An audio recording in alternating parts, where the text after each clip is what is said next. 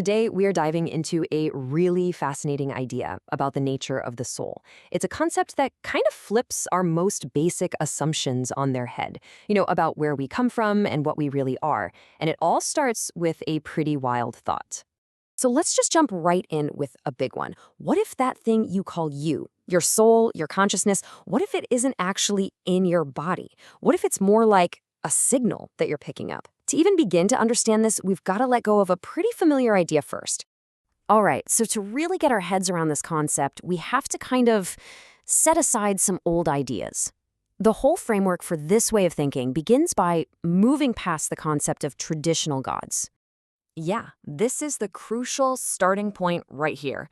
The belief is that there's no pantheon of gods, no single individual deity pulling the strings.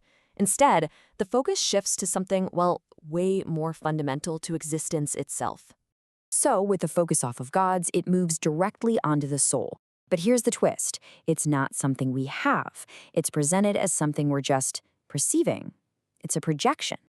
The source material actually has a very specific term for this, and it sounds a little technical, but stick with me. It's called a non-localized phenomenon.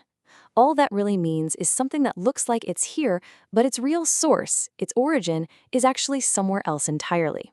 And there's a perfect analogy that makes this crystal clear. This right here, this is the core metaphor that just makes the whole concept click. I want you to picture a simple projector, a beam of light, and just a plain, blank wall.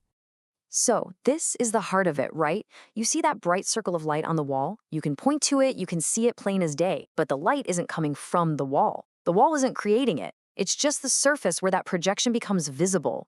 The real source is somewhere else completely. And here is how that connects directly to us. Look at this. On the left, you've got the light. It's a projection. The wall isn't the source. It's just where you see it. On the right, you have the soul. It's also a projection. And our physical body, this shell we're in, it's not the source either. Our body is just the wall where this incredible projection becomes perceivable. So this, of course, leads to the absolute biggest question of all. If our body isn't the source, if it's not the projector, then what is? Where is this projection of consciousness even coming from? And here is the answer, and it is... wow, it's huge. According to this belief, the projector is the universe itself. The whole idea is that the entire cosmos is conscious, maybe in a way we can't fully wrap our heads around. And our individual souls are just little projections from that one single universal source. Okay, so you gotta ask, right? If the universe is this gigantic, conscious thing, why would it do this? What is the point of projecting its own consciousness into literally countless forms of life, including us? The reason given is self-discovery. The idea is that the conscious universe is on a search for meaning.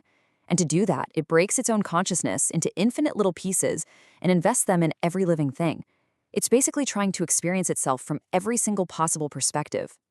So what does all of this mean for us then? This massive cosmic idea actually has a really personal and honestly profound implication for every single one of us. So the ultimate takeaway is that our lives actually have this built-in cosmic purpose. We're not just some random accident. We are literally the eyes and the ears of the cosmos. We are the tools the universe is using to experience and learn about itself. This one line just says it all, doesn't it? It perfectly captures the entire philosophy in a nutshell. Every joy, every bit of sadness, every discovery, every question we ever ask. In a way, it's the universe experiencing and questioning itself through us. And that leaves us with one final thought to just kind of chew on. If we are the universe's way of understanding, then every single experience we have, every little piece of knowledge we gain, it's all contributing to that cosmic search. So the question really becomes, what part of the universe are you here to see? What is it you're here to understand?